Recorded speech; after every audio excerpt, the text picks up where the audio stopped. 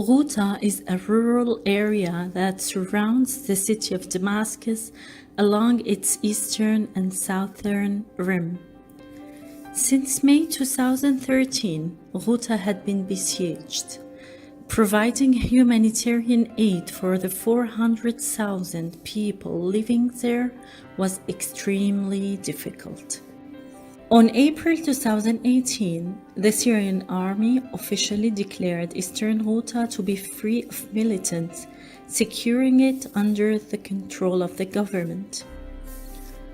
On July 2018, Caritas Syria succeeded in entering Ghouta to offer humanitarian aid in cooperation with Hifz al-Na'meh Islamic Charity. 1,480 food baskets plus 1,000 packages of fresh vegetables plus 600 diapers packages were distributed there. Destruction is huge. Infrastructure is totally destroyed, causing the loss of life necessities, especially electricity and water. Although the huge devastation, hundreds of thousands of families are still living between the rubble in their destroyed houses or in governmental shelters which are in a very bad condition. Although the living conditions are extremely bad, many families are returning back to their villages in Ghouta. It is better for them than paying high rent costs in the city of Damascus. Thousands of sad stories are hiding there between rubbles. Rauda is no longer able to walk since she needs a joint replacement surgery. Her family can barely eat every day. They cannot afford the high cost of surgery. Fatima is in her 8th month of pregnancy.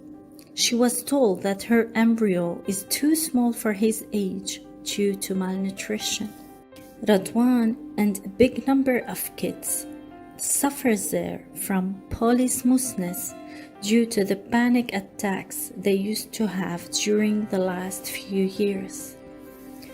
Munir, a 13-year-old boy, looks like an 8-year-old because of malnutrition. He is living by himself in a shelter after he lost his family during war. Atidal is a 4-year-old girl. Her plastic slippers were torn and she hasn't been wearing shoes for more than 4 months. Every time she needs to go to the bathroom of the shelter, her mother Thuraya holds her in her arms as the floor is always covered with sewage. Samar and her children are suffering continuously from diarrhea because of the polluted water they are drinking every day.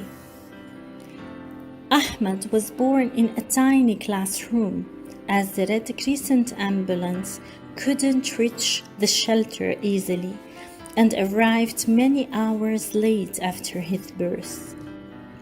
Luna had an insect bite in her eyes, which is getting worse every day. There is no medication or health care provided nearby. Tamim dreams to have a small piece of biscuit as his widowed mother cannot afford buying it for him. Mansour managed to do some maintenance to a room in his destroyed house to live in it with his wife and 6 children without windows or doors. Sawsan, Nidal, Abdullah, Ruqayya. Thousands of stories are hiding between the rubble in Ghouta, waiting for someone to listen, to care, and to support.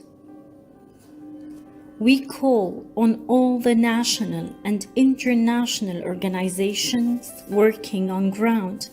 We call on all our partners and friends outside Syria to help people who are suffering tremendously inside Ghouta.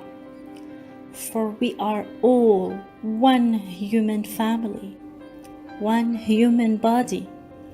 If one of its organs aches, the entire body would be aching.